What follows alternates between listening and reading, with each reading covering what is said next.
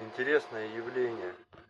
Печатают такие полые детали. И, внимание, послушайте звучок. А все потому, что он свистит. Концом дула направлено прям в отверстие. И он делает свист. Вы представляете, это было услышать в 3 часа ночи.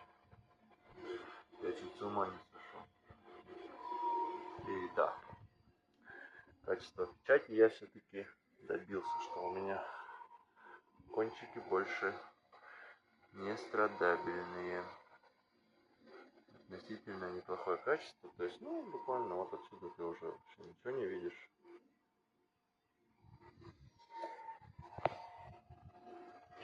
Продолжаем производство.